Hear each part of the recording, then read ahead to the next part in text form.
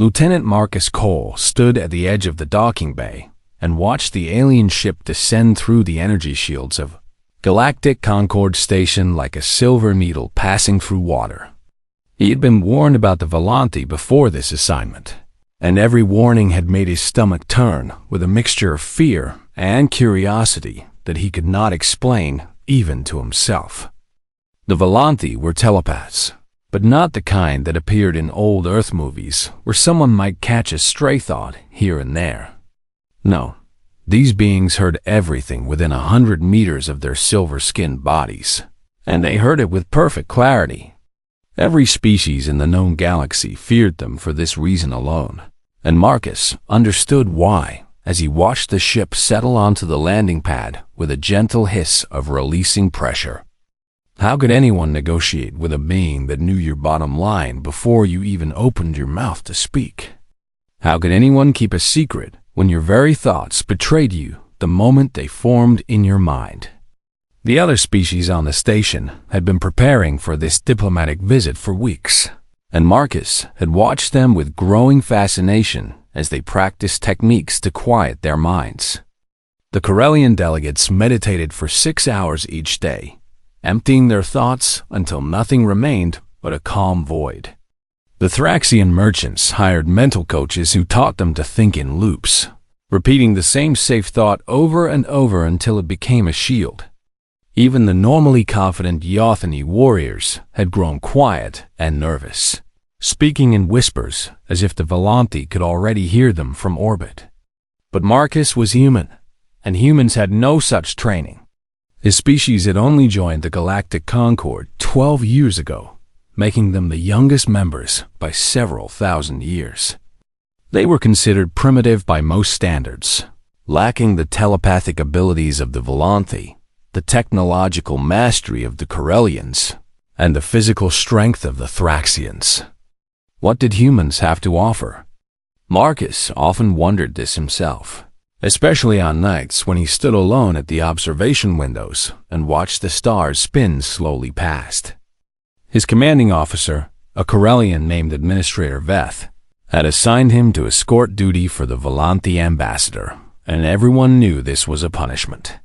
Marcus had made too many jokes during briefings, asked too many questions that made his superiors uncomfortable, and generally failed to behave with the quiet respect that other species expected from junior officers. So now he would walk 3 paces behind the most feared diplomat in the galaxy, and he would probably embarrass humanity in some spectacular fashion that would be remembered for centuries. The ship's door opened with a soft sound, and Marcus felt his breath catch in his throat as the Volanti emerged. Ambassador Salith Vereen was tall, nearly 7 feet, with skin that gleamed like polished silver in the station's artificial light. Her eyes were pale violet, almost white, and they seemed to look through everything they saw rather than at it. She wore robes of deep purple that flowed around her like liquid, and when she moved, it was with a grace that made every other being in the docking bay look clumsy by comparison. Behind her came 2 attendants, smaller Volanti with the same silver skin, but with eyes of deeper blue. The station's welcoming committee stepped forward, and Marcus watched as each representative struggled with their thoughts. The Corellian Administrator Veth had his eyes closed, his face tight with concentration as he maintained his mental void. The Thraxian Captain Morith was sweating despite the cool air, his massive hands clenched at his sides. Ambassador Salith moved through them like a queen walking among servants who owed her tribute, and in a way, they did. She could hear their fears, their secrets, their hidden shamas, and everyone knew it.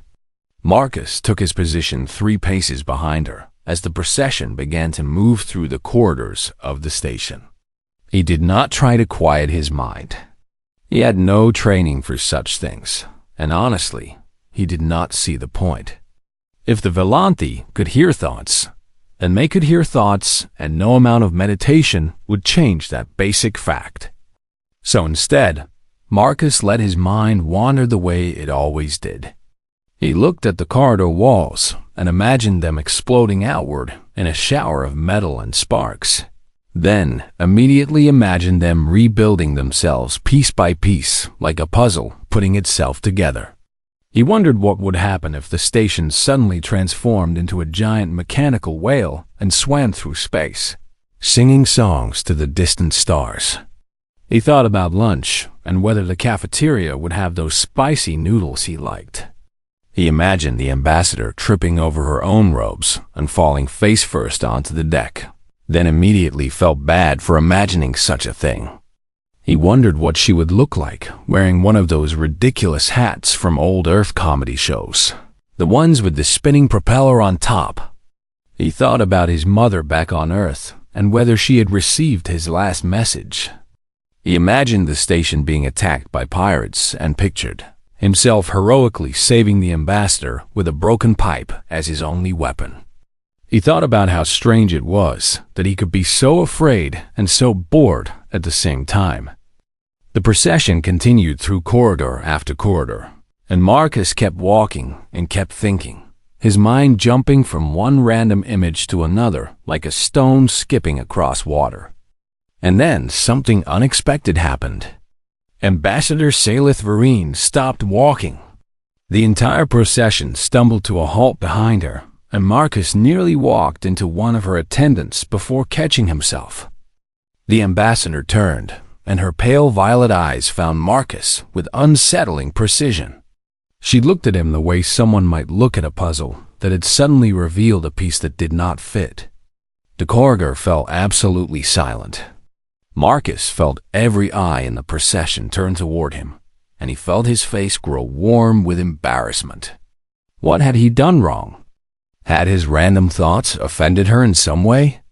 The ambassador took one step toward him, then another, until she stood close enough that he could see tiny flecks of gold in her violet eyes. She leaned down slightly, bringing her face closer to his, and when she spoke, her voice was barely more than a whisper. "Careful, human," she said, and her words seemed to bypass his ears and speak directly into his mind. "I hear every word." Marcus stood frozen, his heart pounding so loudly he was sure she could hear that too. But somewhere in the chaos of his fear, a small part of his brain noticed something strange. The ambassador's expression was not angry. It was not disgusted or offended or any of the things he might have expected. Instead, for just a moment, he saw something in her ancient eyes that looked almost like confusion. And beneath that confusion, hidden so deep that he almost missed it, there was something that looked remarkably like fear. The ambassador turned away and resumed walking, and the procession moved forward once again. But Marcus noticed that her perfect posture had changed, just slightly. Her shoulders seemed tighter, and her graceful steps seemed just a fraction less certain. He did not understand what had just happened. He did not understand why a being who could read every thought in the galaxy would seem unsettled by the random wanderings of one human mind. But as he continued to walk 3 paces behind her, Marcus Cole could not shake the feeling that something important had just begun. Something that neither he nor the ambassador fully understood. And somewhere in the depths of his chaotic human mind, a new thought formed and refused to go away. What if the thing that made humans weak was actually something else entirely? What if their undisciplined minds were not a flaw to be corrected? What if they were something that the galaxy had never seen before? Marcus did not know the answers to these questions. But as he watched the silver-skinned ambassador walk ahead of him with that slight tension in her shoulders, he found himself very eager to find out. 3 days passed on Galactic Concord Station, and Marcus noticed something strange happening with the Volanthi ambassador.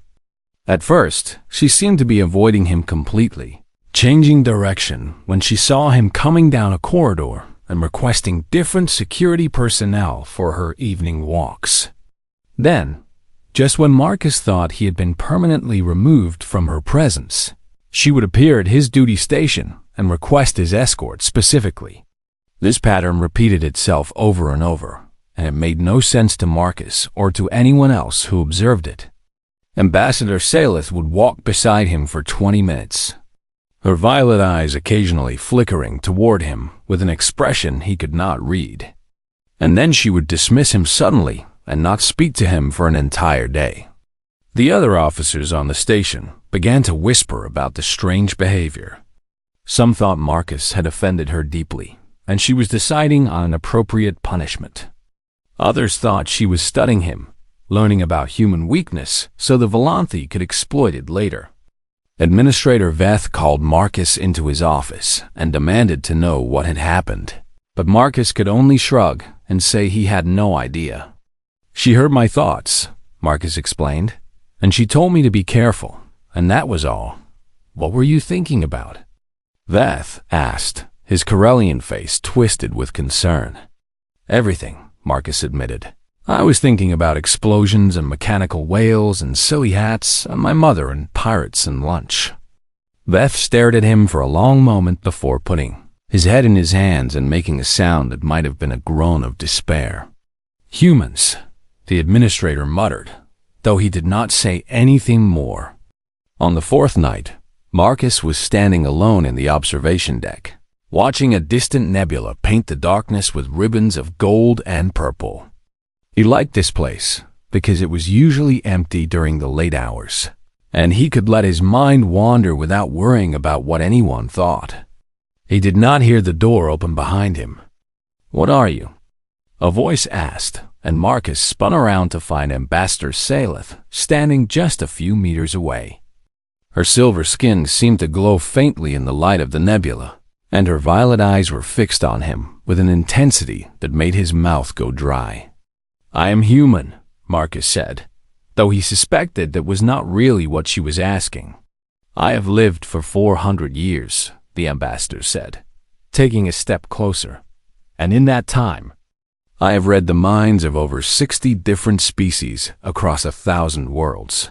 She took another step, and Marcus found himself backing against the observation window. "The Corellians think in patterns, like music that follows strict rules," she continued. "And the Thraxians think in images, simple and direct, like paintings of what they want and what they fear." Another step. "The Yothni think in colors, and the Drellics think in sounds. And even the machine minds of the Centauri follow logical pathways that I can trace from beginning to end." She stopped directly in front of him, and Marcus realized he had nowhere else to go. "But you," she said, and her voice dropped to something barely above a whisper, "your mind does not stop, and it does not follow any pattern I have ever encountered." Marcus swallowed hard and tried to think of something intelligent to say. "I imagined killing you 17 times yesterday," the ambassador continued, and Marcus felt his blood turn to ice. "But then you imagined saving me, jumping in front of an energy blast to protect my life." Her head tilted slightly, like a curious bird examining something it did not understand. "Then you imagined us at something called a wedding. And then a supernova was involved somehow. And then you were wondering if your socks matched." All within the space of 3 seconds, Marcus felt his face growing hot with embarrassment. "You hold no single truth," Salith said, and there was something like wonder in her voice, mixed with what might have been fear. "Your thoughts breed thoughts that breed more thoughts, and they contradict each other constantly." "Yeah," Marcus managed to say. "We call that imagination." The ambassador stared at him as though he had just admitted to carrying a deadly plague. "Imagination," she repeated, testing the word like it was a foreign food she was not sure she wanted to taste. "All humans have it," Marcus explained, finding his voice as his initial fear began to fade.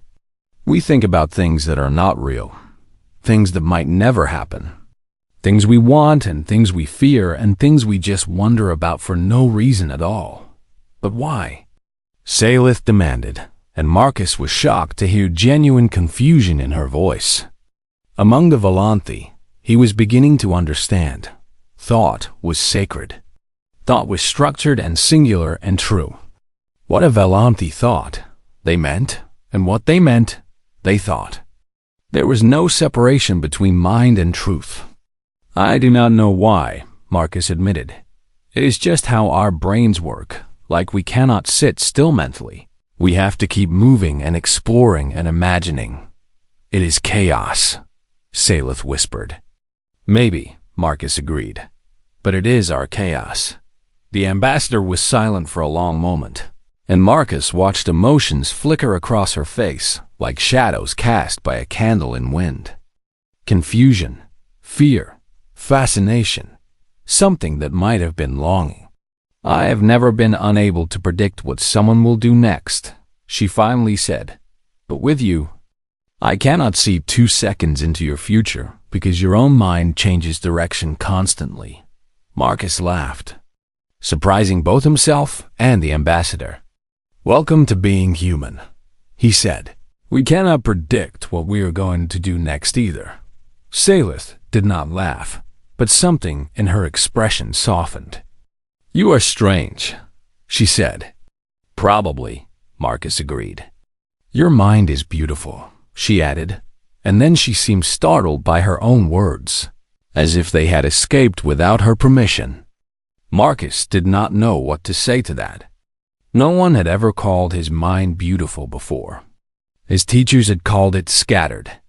His commanding officers had called it undisciplined. His mother had called it wonderfully creative, but he suspected mothers were required to say such things. I must think about this, Salith said, and she turned to leave the observation deck. But at the door, she paused and looked back at him. May I return tomorrow night?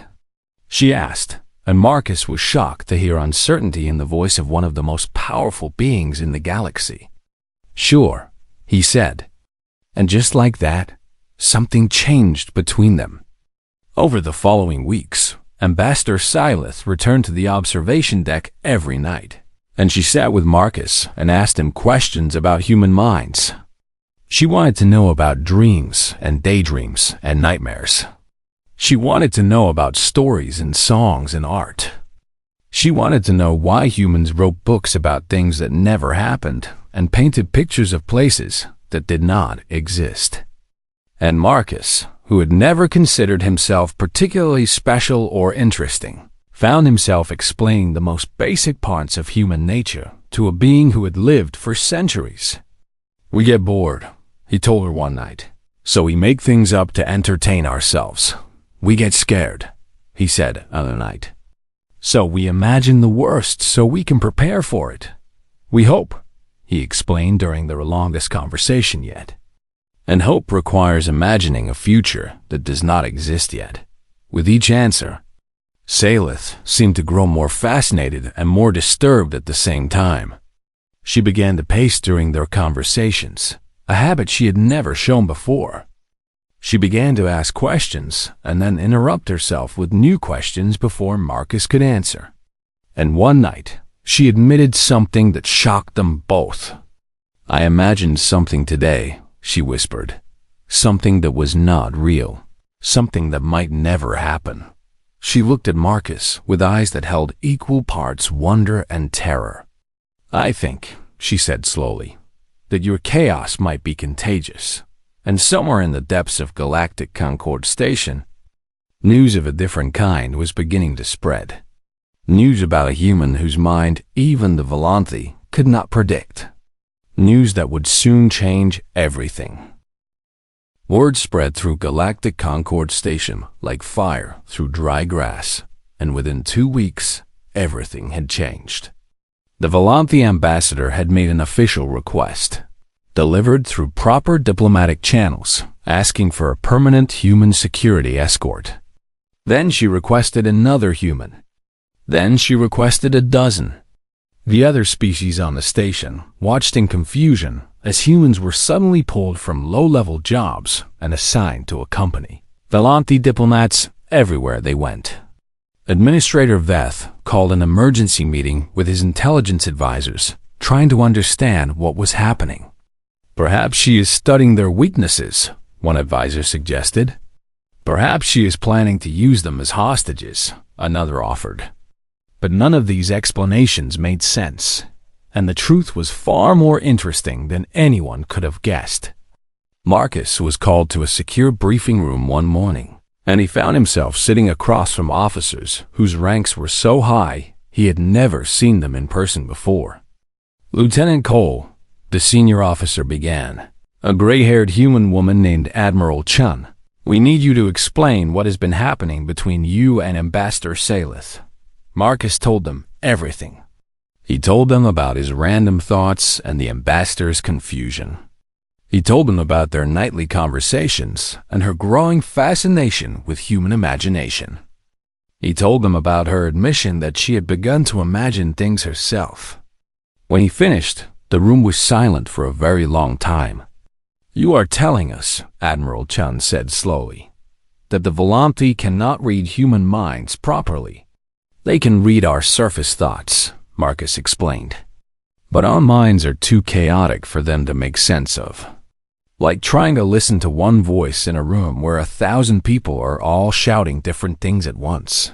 The Admiral exchanged looks with her colleagues. "And our actual intentions," she continued, "our real plans and strategies?"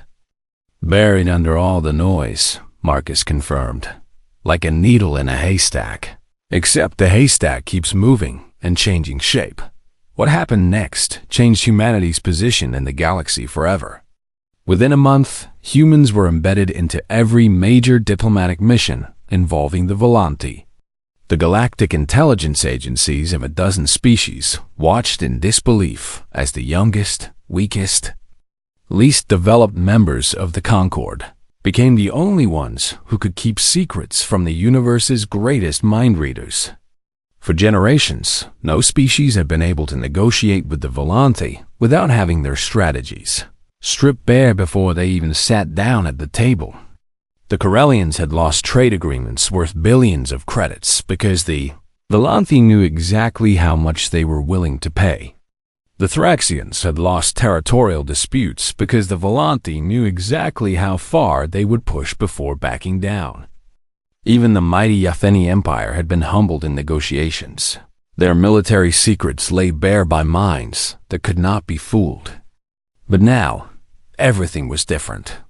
When a Corellian trade delegation included 3 human advisors, the Volanthi found themselves facing something they had never experienced before. They could hear the humans thinking, yes, but those thoughts were a roaring waterfall of nonsense. One human was worried about a message from her sister back on Earth. Another was composing a song in his head, the same 3 notes repeating over and over. A third was imagining what would happen if the conference table suddenly came to life and started dancing. And somewhere beneath all that noise, the actual negotiating strategy remained hidden. The Corellians won their first fair trade agreement in 200 years. News spread quickly, and suddenly every species wanted humans on their diplomatic teams. Marcus found himself promoted 3 times in 6 months, and he was assigned to a classified unit that did not officially exist. His job was to train other humans in the fine art of thinking loudly about nothing important, while hiding their real thoughts underneath. It turned out that humans were naturally good at this. They did not even need to try. "Just think about whatever pops into your head," Marcus told his trainees. "Worry about your family. Daydream about vacations. Wonder what is for dinner. Imagine ridiculous scenarios. Let your mind do what it always does, and that will protect our real thoughts." One trainee asked. "Like armor," Marcus confirmed. "The noisier your surface thoughts, the harder it is for them to dig deeper." The Volanthi were not pleased by this development. For the first time in their long history, they faced opponents whose minds they could not simply read like open books. Some Volanthi accepted this with grace, viewing it as an interesting challenge after millennia of easy victories. Others were furious, seeing humans as cheaters who were somehow breaking the rules of a game that had been played the same way for thousands of years. But Ambassador Salith watched it all with an expression that Marcus had come to know well. She was fascinated. She continued to meet with Marcus in the observation deck, though their conversations had grown deeper and more complex. "Your people are changing everything," she said one night. "The balance of power that has existed for 10,000 years is shifting beneath our feet. Is that bad?" Marcus asked. Salith was quiet for a moment. "I do not know," she admitted. "I have always known what would happen next, because I could read the intentions of everyone around me. But now there are beings whose intentions I cannot predict. And the galaxy feels different. Different how?" She turned to look at him, and her violet eyes reflected the light of distant stars. "More interesting," she said, "and more frightening and more alive." Marcus smiled. "That sounds like imagination to me." Salith did not smile back, but something in her expression softened. "You know what I find most strange about your species?" she asked. "I could probably guess 100 things, and all of them would be wrong," Marcus replied. "You imagine impossible things," she said. "Futures that cannot exist, scenarios that break the laws of physics. Stories about magic and gods and things that your rational minds know are not real. That is true. And yet you do not stop," she continued. "You keep imagining, keep dreaming, keep hoping for things that every logical analysis says cannot happen." Marcus thought about this for a moment. "I guess we figure that impossible is just another word for something that has not happened yet," he said. "History is full of things that everyone thought were impossible until someone did them. Your species flew to your moon," Salith said. "We did. Before you had the technology, you imagined it for thousands of years. You wrote stories about it and made paintings of it and dreamed about it. We did that too. And then you actually did it." "Yes." Salith shook her head slowly, and Marcus saw wonder in her eyes. "My people never imagine impossible things," she said. "We see what is and what will be, and we accept it. But we do not dream of things that cannot exist. Maybe that is why you needed to meet us," Marcus suggested. "Perhaps," Salith agreed. "Perhaps the galaxy needed a species that was foolish enough to believe in the impossible." She reached out and touched his hand, and her silver skin was cool against his warmth. "Promise me something," she said. "What?" "Never stop imagining," she whispered. "Never let your chaos be tamed. Never let anyone tell you that your noise is a weakness." Marcus looked at her. This ancient being who had lived for 4 centuries. And he saw something in her eyes that he had never expected to see in a Volante. He saw hope.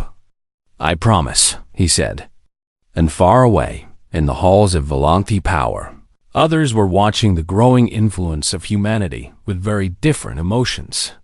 Change was coming, and not everyone would welcome it. The High Resonance was the ruling council of the Volante people, a gathering of the 12 most powerful telepaths in their civilization. They met in a chamber carved from crystal at the heart of their homeworld, and when they joined their minds together, they could read thoughts across entire star systems. For 10,000 years they had maintained peace in the galaxy through the certainty of their gift. No war could be planned that they did not see coming. No rebellion could form that they did not detect. No lie could be told that they did not uncover. The Volante had never needed armies or weapons because their minds were more powerful than any military force. But now, for the first time in their long history, they faced something that threatened their control. Humans. Arbiter Kethvarn, the eldest member of the High Resonance, slammed his silver hand against the crystal table. "They are disrupting everything," he declared, his thoughts projecting outward so powerfully that the younger members of the council winced. Trade negotiations are now unpredictable because humans sit at the table and hide the true intentions of their allies. Arbiter Salian nodded in agreement. "2 species went to war last month because we failed to detect their plans," she added. "The humans embedded in their governments created enough mental interference that we could not see the conflict coming. This cannot continue," Kethvarn insisted.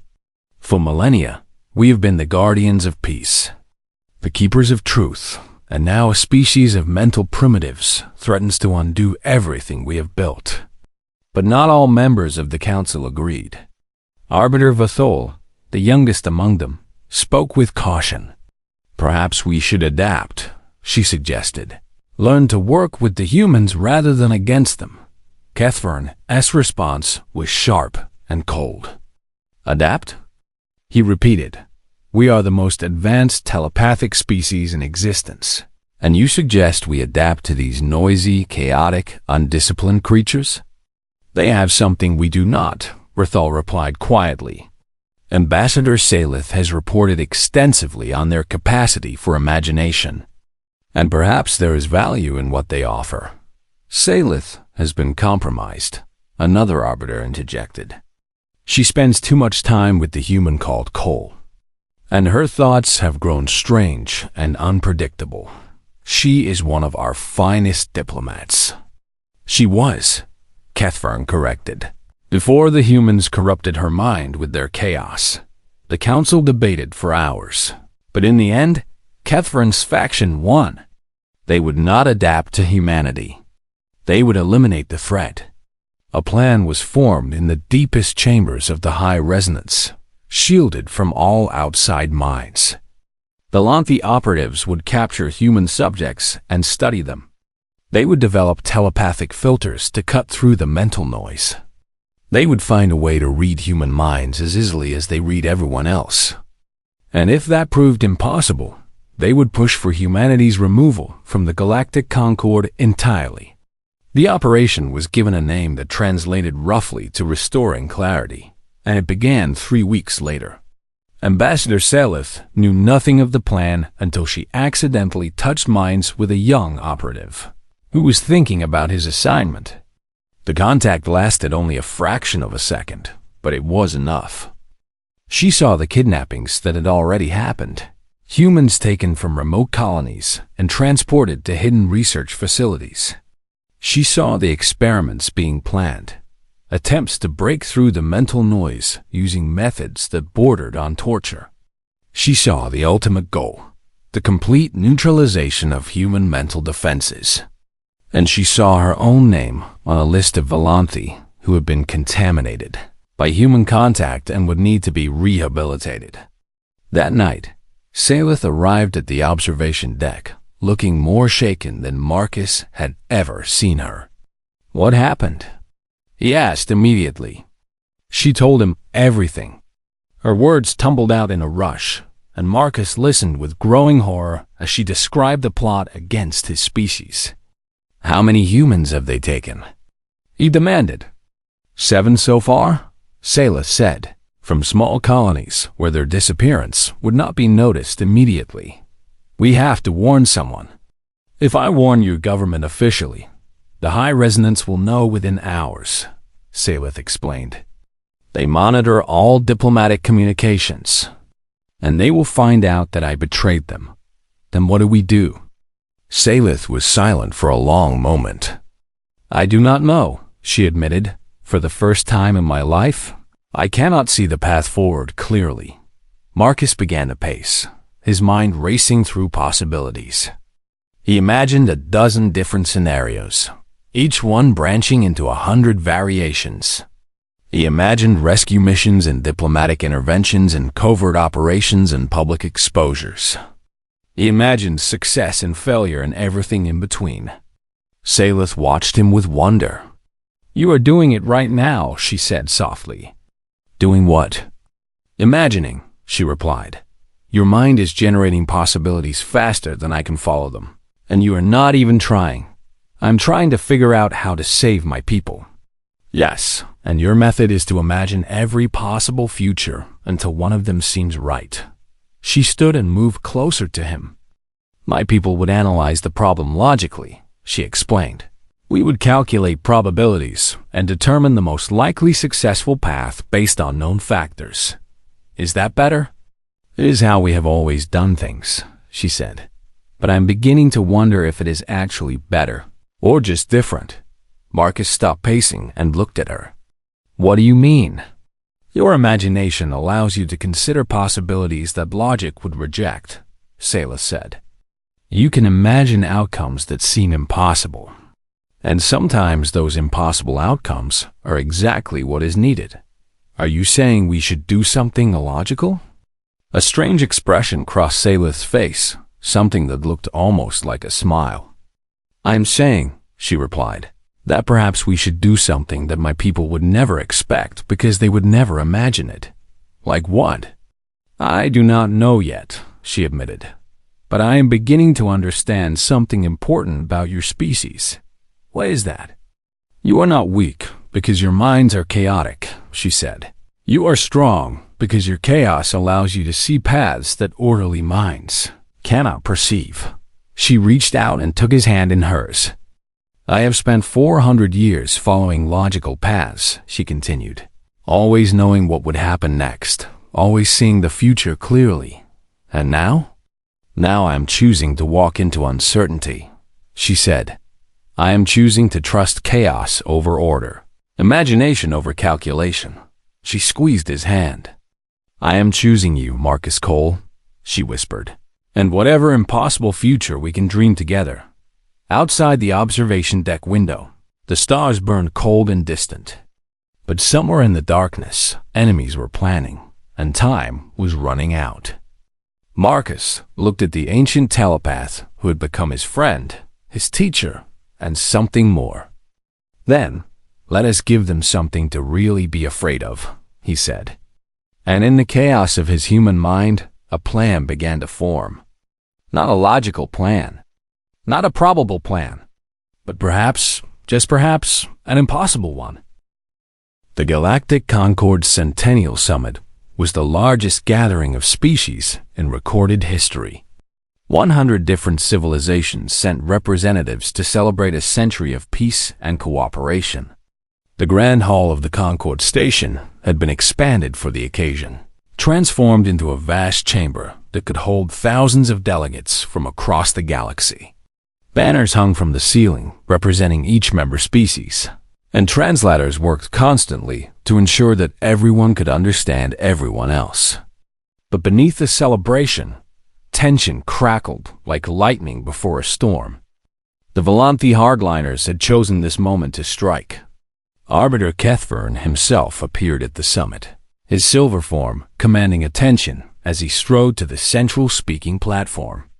Fellow members of the Concord, he announced, his telepathic voice projecting into every mind in the chamber.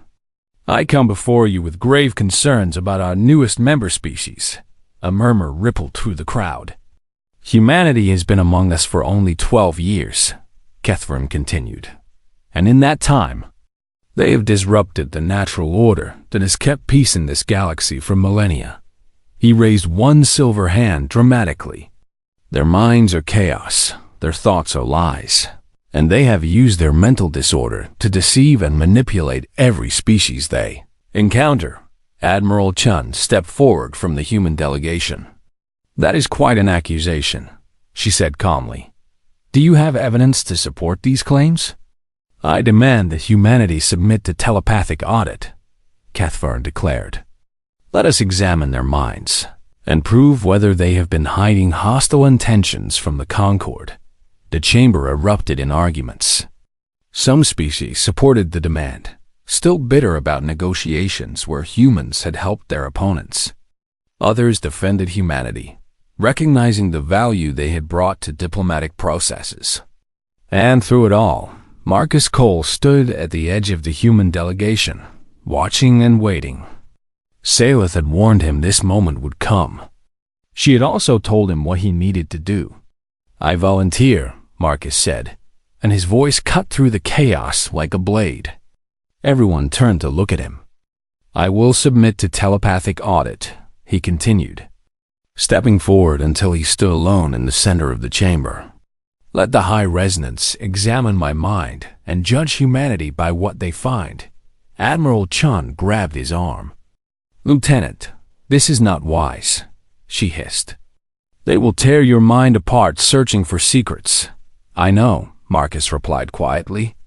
That is the point. He gently removed her hand and walked toward the raised platform, where Kethvern waited with obvious satisfaction. Salith was there, standing among the Volanti delegation, and their eyes met briefly. She looked terrified for him, but also proud. The resonance chamber was a portable version of the one on the Volanti homeworld, brought specifically for this occasion. It was a circle of crystalline pillars that would amplify telepathic power, allowing the arbiters to examine Marcus's mind with unprecedented depth. "Step inside," Kethvern commanded. Marcus obeyed. The moment he crossed the threshold, he felt minds pressing against his own like invisible hands trying to pry open a locked door. 12 Volanti arbiters, the most powerful telepaths in existence, focused their combined attention on one human lieutenant. They expected to find hidden structures buried beneath the chaos. They expected to uncover secret plans and hostile intentions. They expected to find the true self that logic insisted must exist somewhere in the noise.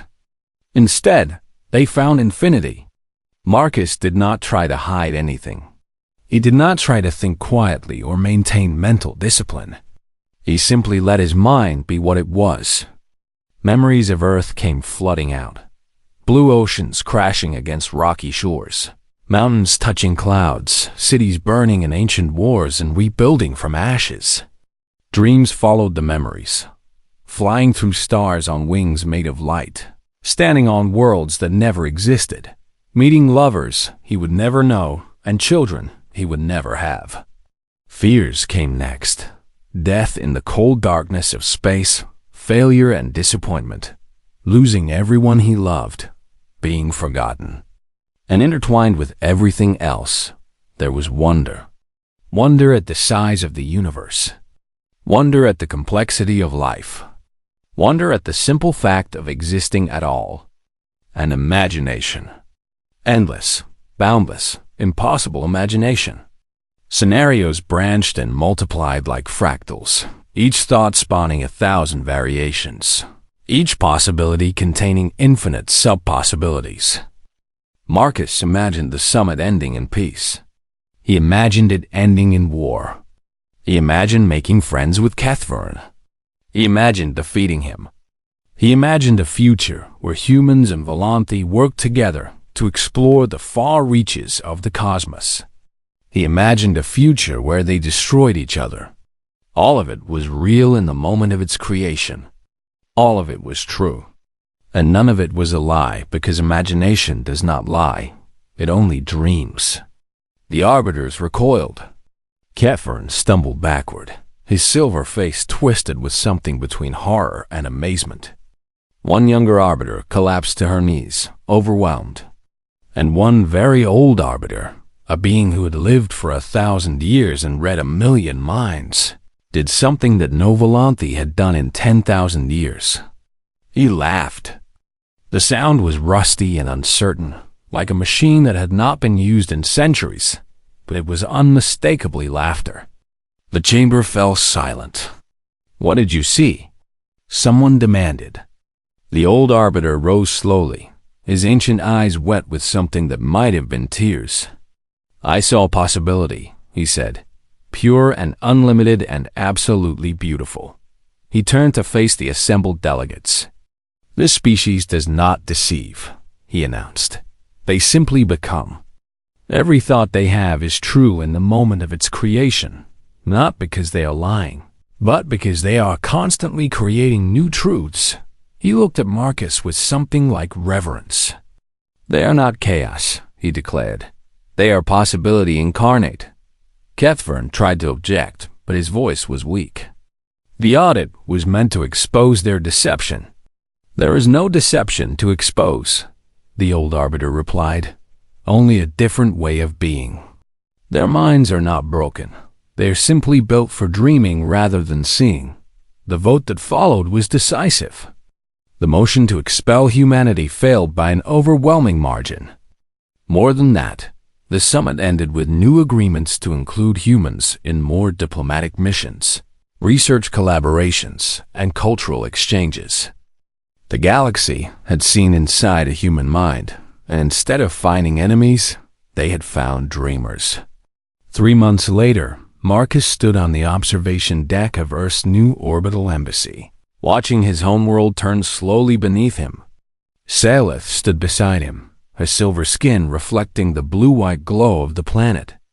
She had resigned from the Volanthi diplomatic corps, the first of her kind to voluntarily leave the service of the High Resonance. "Your people still frighten mine," she admitted. "We frighten ourselves sometimes," Marcus replied. "And yet you continue," she said. "You imagine horrors and still hope. You dream of death and still love. You see every possible future, including the terrible ones, and you keep moving forward anyway." He turned to look at her. "Is that not what makes it worth it?" he asked. "We do not know how the story ends, so we get to imagine a good ending and work toward making it real." Salith's lips curved in an expression she had learned from humans, something halfway between wonder and madness, between hope and fear. "Then imagine something for me, Marcus Cole," she said. He closed his eyes and let his mind roar. He imagined humanity spreading across the stars, not as conquerors, but as dreamers. He imagined Volanthi learning to hope and humans learning to listen. He imagined a galaxy where every species contributed something unique, where chaos and order danced together in endless creation. He imagined a future that was impossible and beautiful and terrifying and worth fighting for. And for the first time in her 400 years of life, Salith did not just hear his thoughts. She believed in them. "That is a good dream," she whispered.